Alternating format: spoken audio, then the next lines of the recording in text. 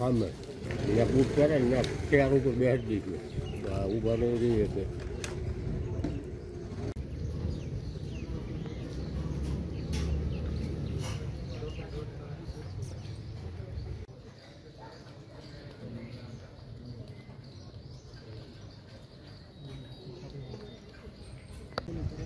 Kami इसके लिए बोला बोन को का दे रखा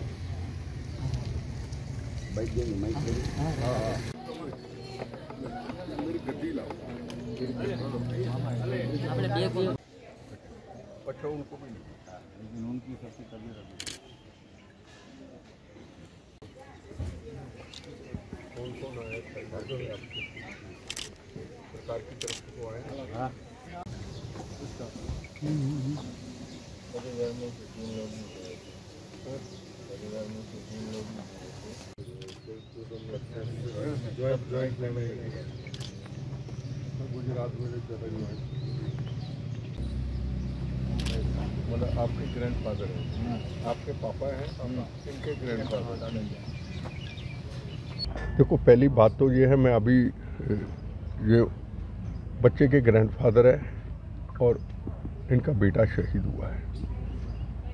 एक पोतरा इनका बच गया जो माँ को ले आया।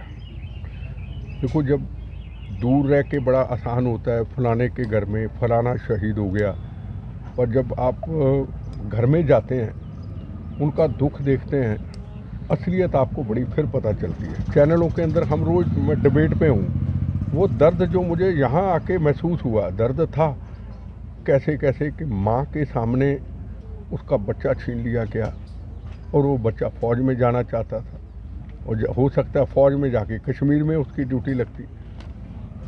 पत्नी के सामने पति चला गया, एक बच्चा बच गया।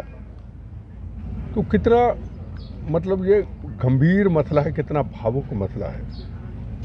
देखो मैं ये कहना चाहूँगा कि गुजरात ने हमको बहुत कुछ दिया है, गुजरात के लोगों ने हमें बड़ा कुछ दिया है जो इतिहास के सुनहरी पन्नों पे लिखा जाएगा।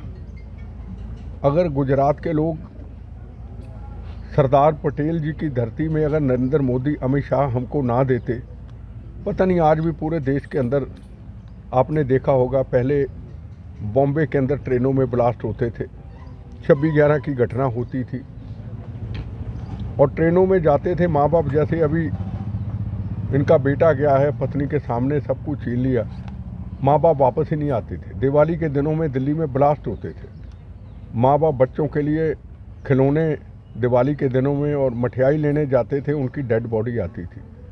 जयपुर के अंदर एक दिन के अंदर 120 लोगों को मारा, पूरे देश तहलका मचा हुआ था बम्बों से। वो आए, गुजरात की धरती ने हमें योद्धे दो दिए जिन्होंने हमें ऐसे आदमी दिए जिन्होंने 370 धारा ख़त्म करी और कश्मीर नॉर्मल हुआ। बिल्कुल कश्मीर बिल्कुल नॉर्मल था, चलती थी गोलियां पर काफ़ी हद तक उसका फ़र्क था।